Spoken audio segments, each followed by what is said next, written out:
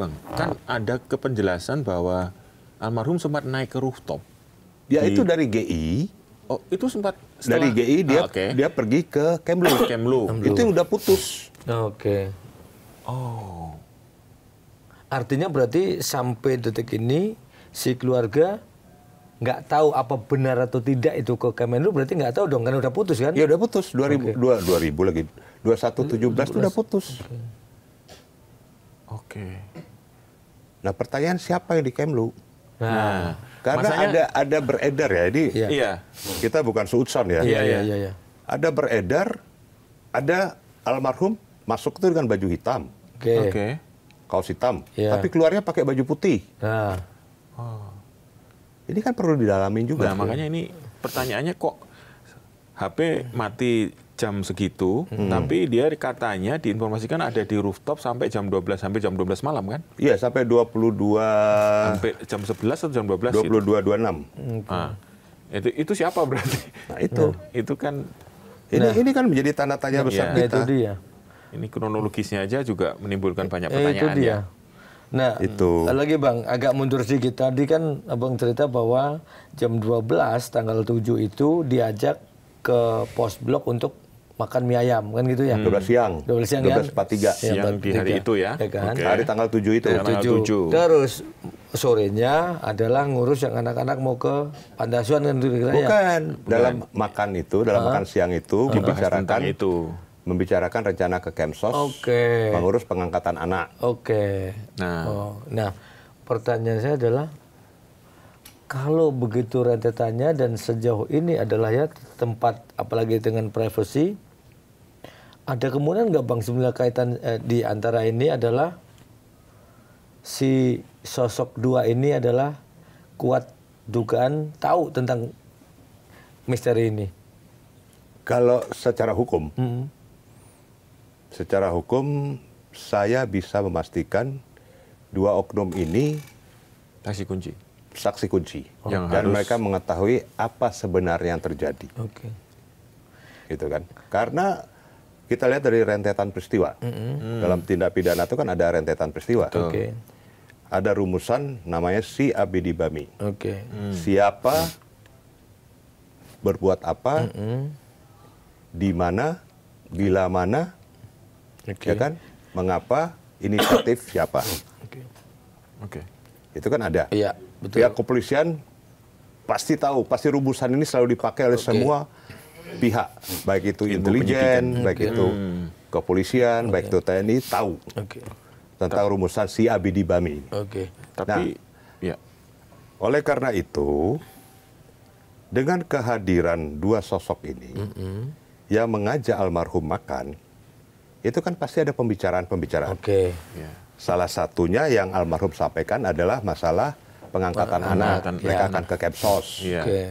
Nah, ini kan nggak pernah diungkap. Oke. Ya, ini baru ini. Baru Ini informasi baru dari sisi istri almarhum Iya. kan. istri chatting WA. Chatting WA yang tidak pernah diungkap Iya. di dalam penjelasan Penjelasan, dari Iya, dari Polda. kepolisian. Iya. Kemudian almarhum menunggu taksi itu 25.7.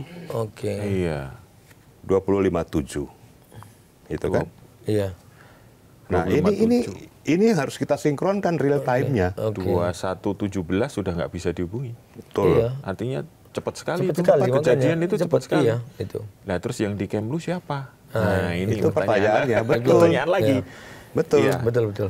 Nah, Bang, agak ini saya baru ini kan dulu pernah kita ngobrol kan Bang Niko ketika 2 minggu lalu ya atau berapalah yang Bang Niko belum resmi jadi PH, jadi penasihat hukum, tapi Bang Niko waktu itu sudah meneropong jauh.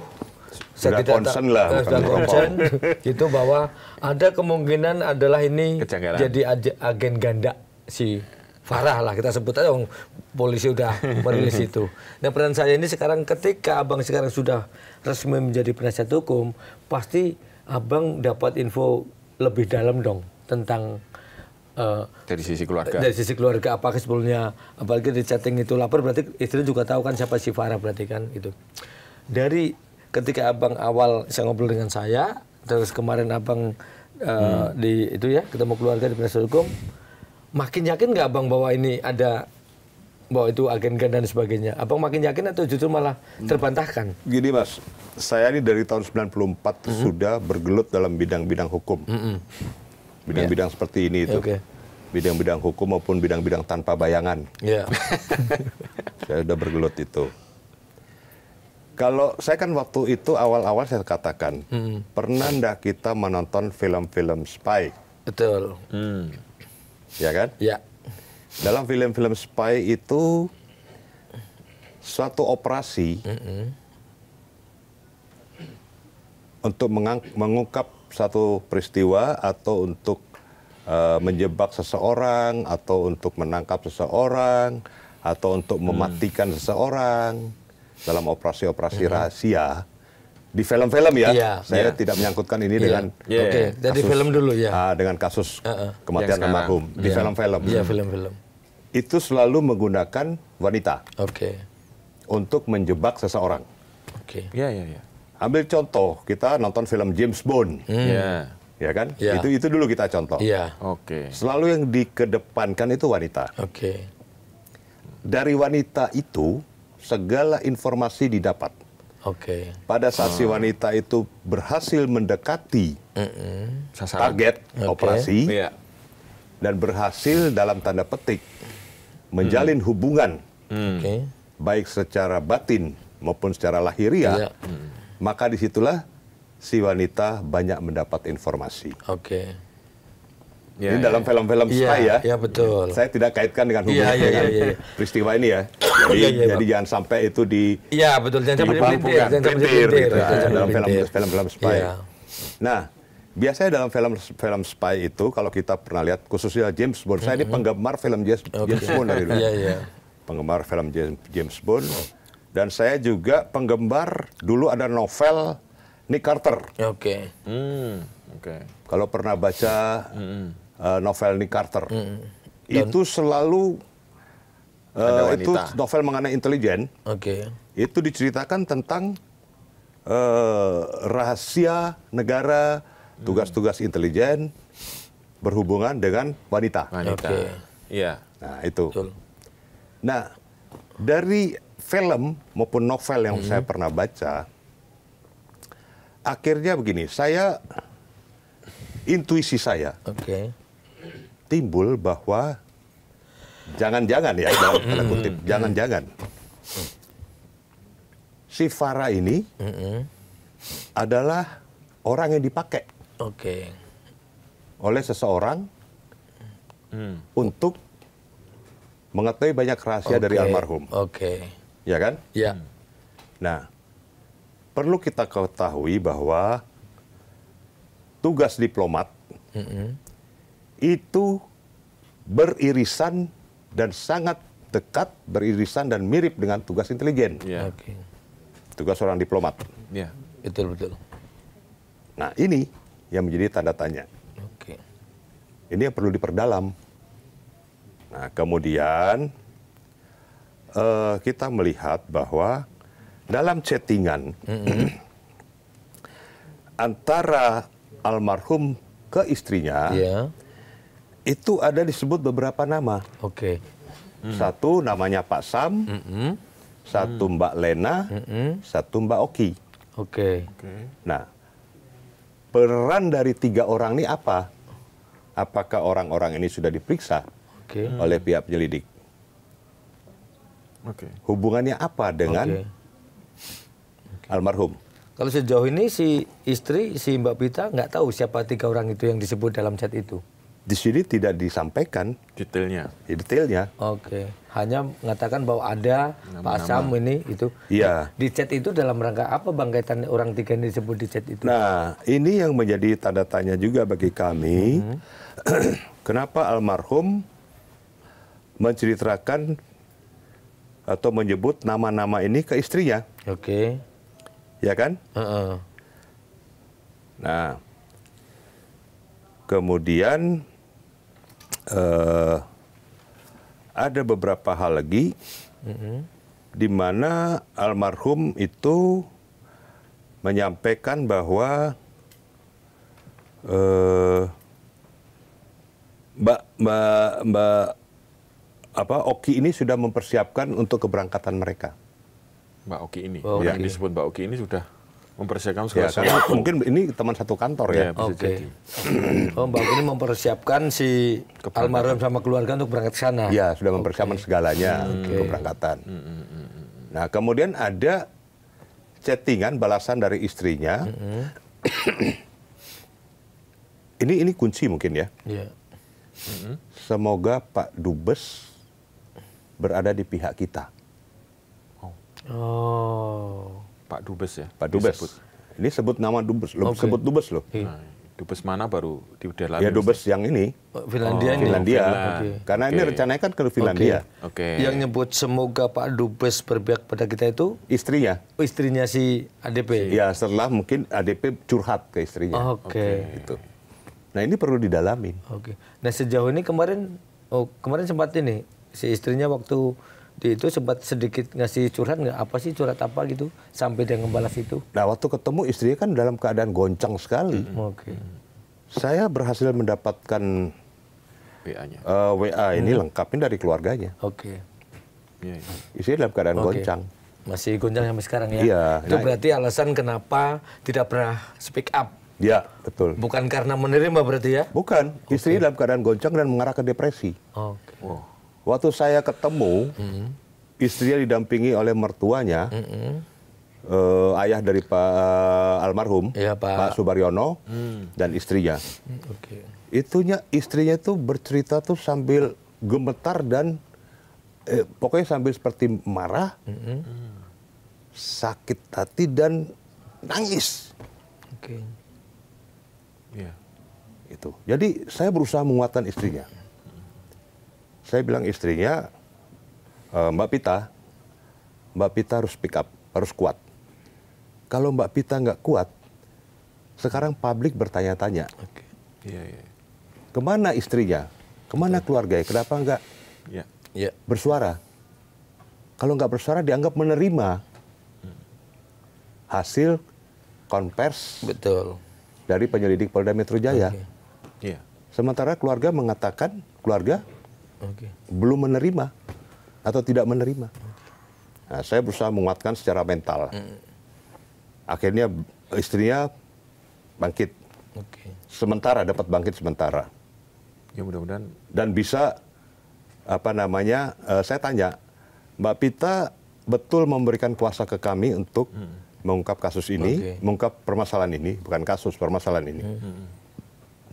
Setelah saya berkali-kali memberikan penguatan-penguatan, akhirnya dia bilang, saya memang ingin diungkap. Oke. itu ya kalimatnya. Tapi saya tidak tahu mau bicara ke siapa. Oke.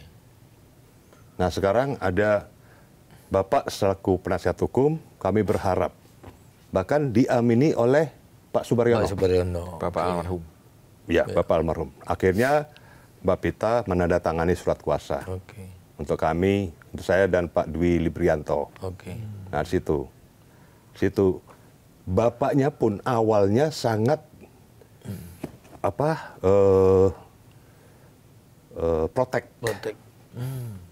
Tapi setelah mendengar penjelasan kami bahwa kami kalau diminta jadi kuasa hukum, kami akan membantu dari sisi kemanusiaan dan hak asasi manusia dan demi kepentingan hukum almarhum maupun keluarga almarhum. Oke. Dan kami sampaikan Pak Subaryono, kalau saya sudah sampai turun sedemikian rupa membantu dari sisi kemanusiaan, saya ambil kasus ini, ambil peristiwa ini, misteri ini untuk berusaha diungkap tanpa Bapak harus memikirkan saya harus dibayar atau tidak. Oke. Saya katakan saya membantu secara pro bono. Pro bono itu gratis. Iya. Ya. Jadi Bapak jangan pikir biaya apapun. Saya bantu secara pro bono karena sisi kemanusiaan. Bukan lain-lain. Tapi Bang Nicole melihat kalau dikaitkan dengan ini misteri ya, maksudnya ini misteri yang tidak mudah.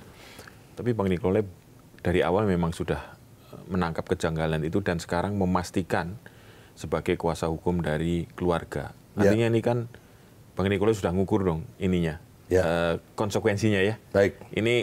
Ini kasus yang tidak gampang. Betul. Sambil minum ya. Ya, Maaf. ini tegang kita jadi. Ini masa tamunya nih, maaf ya Bang ya. Lupa. Aduh, ini. Saya kembali jadi host lagi. Ya. Ya, artinya kan ya tentu saja ada respons resiko yang harus dihadapi. Ya. Tapi kayaknya Bang Nikola ini saya udah dari awal udah begitu konsisten gitu loh untuk melihat bahwa ini semuanya kejanggalan ini harus diungkap. Kalau ini selain demi hukum juga demi keluarga dan demi kemanusiaan tadi ya. Kemanusiaan. Nah, gimana nih Bang? Mas Pung, Mas Lukman, saya ini orang yang berasal dari daerah konflik Oke. di Timur Timur. Oke. Berbagai konflik sudah saya hadapi. Oke. Bahkan hampir kehilangan nyawa pun atau lolos dari maut pun sudah saya hadapi. Oke. Ketika kemarin saya menjadi Dirjen Instrumen dan Penguatan HAM, Kementerian HAM RI, saya sempat ditugaskan ke Nduga, di Papua Pegunungan, di mana Nduga itu daerah merah, betul. Merah sampai menjadi daerah hitam. Ya. Seperti Yang terjadi sangat angker. penembakan ya. Iya, tidak ada satu pejabat tinggi negara pun sebelum saya ke sana berhasil sampai di Nduga dan nginap saya di Nduga. Oke. Jadi saya sudah tahu resiko yang akan saya hadapi apa. Dan tidak semua orang berani nih mengambil Karena gini, posisi ini. saya berpikiran bahwa saya sekarang sudah umur 60-61 ya. Iya. Saya tidak mencari panggung. Betul. Yang saya ingin lakukan adalah saya mencurahkan ilmu yang ada pada saya, jiwa raga yang ada pada saya untuk menolong sesama manusia, menolong warga negara, menolong masyarakat yang betul-betul dalam keadaan terjepit dan susah. Yang tidak mempunyai akses apapun untuk dapat membela diri sendiri. Nah ini menjadi trigger saya. Motivasi ya Pak. Motivasi saya. Nah, dengan pengalaman Bapak dan feeling dan pengalaman yang panjang di bidang konflik, terus kemudian di bidang HAM dan hukum, kalau ini berjalan sesuai rencana, apakah Bapak yakin misteri ini akan terungkap? Saya kok punya satu keyakinan, sangat yakin ya. Sangat yakin. Ya, sepanjang Ya. pihak-pihak yang kita akan bekerja sama untuk mengungkap ini terbuka, jujur, dan berattitude. Meskipun nanti ada penghalang pasti ya. Penghalang pasti ada. Orang berbuat baik tidak selamanya dianggap baik. Betul. Ya kan? Ya. Tetapi ingat, dalam adigium hukum, khususnya hukum pidana, tidak ada kejahatan yang sempurna. Itu iya ya.